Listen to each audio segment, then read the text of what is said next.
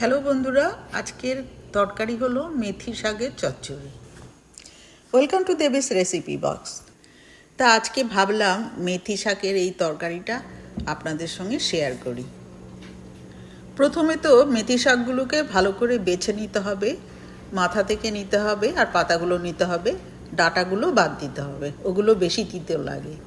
তো এইভাবে বেছে নিয়ে এবার ধোয়ার পালা। অনেক বালি থাকে, সেই জন্য ভালো করে 2-3 বার করে ঝাঁকিয়ে ঝাঁকিয়ে একদম সুন্দর পরিষ্কার জল আসবে, ধোয়া হয়ে যাবে। এইভাবে ধুয়ে নিতে হবে। ধোয়া হয়ে গেলে এটাকে কুচিয়ে নিতে হবে, আর এর সঙ্গে যত ভেজিটেবল আমি অ্যাড করব সেইগুলোও কুচিয়ে নেব।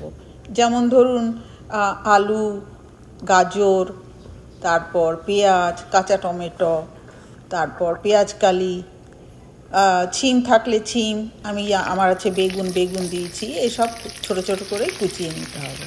তেলটা গরম করে এর মধ্যে 5 ফোড়ন দিয়ে দিলাম, তারপরে অনিয়নটা দিয়ে দিলাম।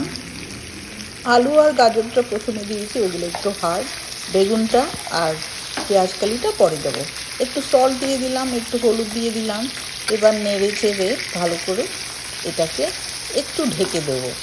তার আগে এর মধ্যে একটু রসুন আর পেঁয়াজ একটু থেতো করে নিয়েছিলাম, সেগুলো দিয়ে দিলাম। তো এরপরে আমি এটা ঢেকে দেবো, অল্প আঁচে রেখে নরম করে নেব। এটা এবার খুলে এই বাদবাকি ভেজিটেবলগুলো এর মধ্যে অ্যাড করে দিচ্ছি। তার সঙ্গে আমি অ্যাড করে দেব মেথি পাতা যে কুচিয়ে রেখেছিলাম, সেগুলোও এর সঙ্গে অ্যাড করে দেবো। এখানে মশলা বলতে আমি এমন কিছুই দেইনি, সামান্য একটু জিরের গুঁড়ো দেবো আর একটু চিনি দিচ্ছি। মেথিটা একটু তিতো, তো একটু চিনি দিলে ভালো লাগবে। এরপরে এই মেথি শাকগুলো দিয়ে দিলাম। এবার নেড়ে চেড়ে নিচ্ছি। আমি এক হাতে ক্যামেরাটা ধরে আছি, তো ভালো করে নাড়তে পারলাম না, তো ক্যামেরাটা রেখে একটু নেড়ে নিয়েছি, তারপরে ঢেকে দিয়েছি। ঝালের মধ্যে সামান্য একটা কাঁচা লঙ্কা কুচিয়ে দিয়ে দিয়েছিলাম, আর কিচ্ছু না।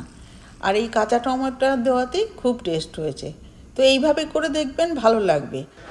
আজ এখানেই শেষ করছি। নেক্সট ভিডিওতে নিয়ে আসবো পালং পনির, তার একটুখানি ছবি আমি এখানে দিয়ে দিলাম। আশা করি আপনারা পরে ভিডিও দেখবেন।